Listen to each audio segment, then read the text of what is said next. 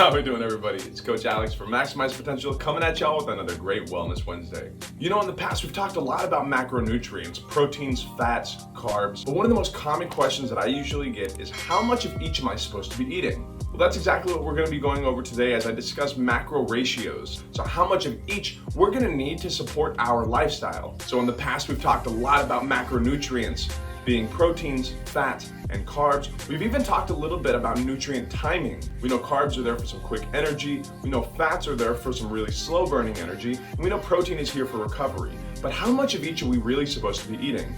Today, we are talking about macro ratios. So let's go ahead and jump right into it.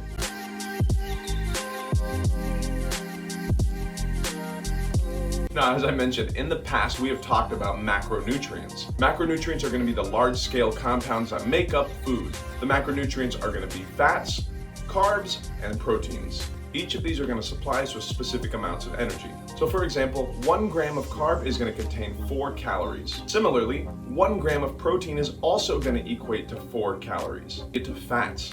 1 gram of fat is going to equal to 9 calories. So almost double that the amount of proteins and carbs. That can kind of foreshadow how these ratios are going to be looking. Now, for non-exercising sedentary people, the percentages that we're going to be looking at are usually going to be about 40% of our calories coming from carbs, about 30% of our calories coming from protein, and about another 30% of our calories coming from fats. Now, to fully understand this, we have to know that we have 3 different energy systems. This very first one is going to be called the ATP-PC system. ATP, if we don't know, is just another name for energy, also known as adenosine triphosphate. We usually will have free-floating ATP around our body, so that ATP will get taken up and used in the first 15 seconds or so of exercise. This is going to be useful for sprints or powerlifting style exercise. After our free-floating ATP is depleted, we move on to carb sources. This energy system is going to be called glycolysis. Essentially, this is going to be the breakdown of carbohydrates into glucose.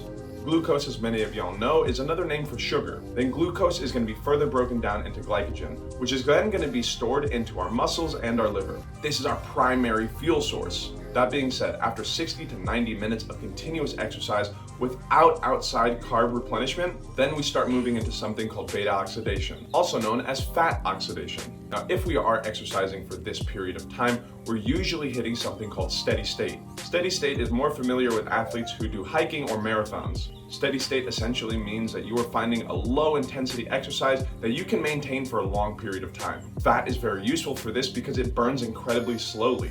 Think of the difference between fat and carbs like the difference between gasoline and diesel. So with that being said, we can figure out that our diet is going to have to change whenever our programming or our exercise type changes. Now, the first step to finding out proper macronutrient ratios is by finding out our total daily energy expenditure. This is going to be how many calories that you burn in an entire day. Now, the majority of our total daily energy expenditure is going to be made up of our BMR, or our basal metabolic rate. This is going to take up about 60 to 80% of our total daily calorie burn. Our basal metabolic rate is exactly what it says in the name. It is our base metabolic rate. So, in a 24-hour period, how many calories does it take to keep up with our body maintenance? Everything from breathing to digestion to even thinking is going to burn a specific amount of calories. Now, this is going to be dependent on activity level, gender, and overall body composition. One of the main complaints that I hear from people is not wanting to gain too much muscle. But the reality of it is the more muscle that we have, the higher our BMR is going to be because we need more calories to maintain that tissue. So for example, my BMR is 2,200 calories. If my BMR is 2,200 calories, if I were to sit here and not do anything for a 24-hour period, again, just having to maintain my body will burn 2,200 calories. Now, like I said, this does not encompass the entirety of our total daily calorie burn. We also have to take into consideration non-exercise activity. This is going to include things like chores around the house, taking the stairs, walking around at work. We have to take into consideration actual programmed exercise activity. So this is going to be structured exercise. Depending on how often we're exercising a week, this number may not be applicable for every single day. Then finally, the last thing that we should take into consideration is the thermic effect of food. In short, each macro takes a specific amount of energy to break down. The The easiest being carbs. As I mentioned earlier, fat is a very dense macronutrient, so that is going to be a little bit tougher to break down. Now, both carbs and fats are major energy sources, so if we do have an overabundance of these, they will be stored as potential energy in our body as fat. Now, the most difficult macro to break down is going to be protein. We burn more calories breaking down protein than any other macro. So just increasing our overall protein intake throughout the day is going to help us burn more calories just by digestion alone. So just to summarize our total daily energy expenditure, this is going to be made up of our BMR, so our base metabolic rate, our non-exercise activity, our actual structured exercise activity, and then our thermic effect of food. For myself, this ends up being around 3,000 calories a day. Again, just normal nutrition rules, we have to be at a calorie deficit in order to lose weight.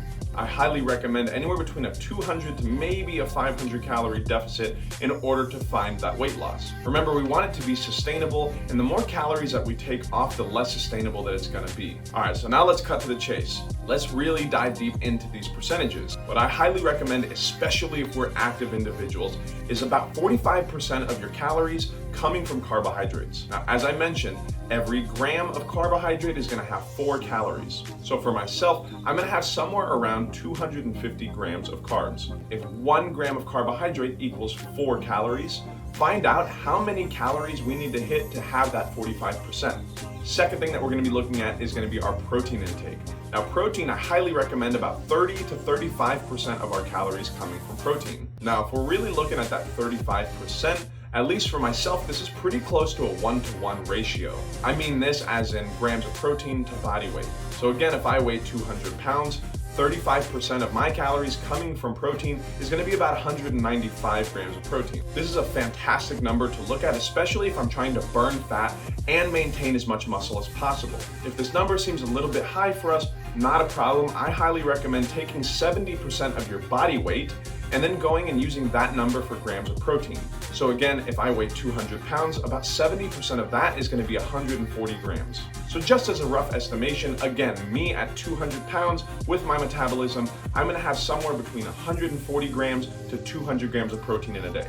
Then finally, fats. With fats, again, being incredibly dense, we want to have a little bit of a lower percentage here.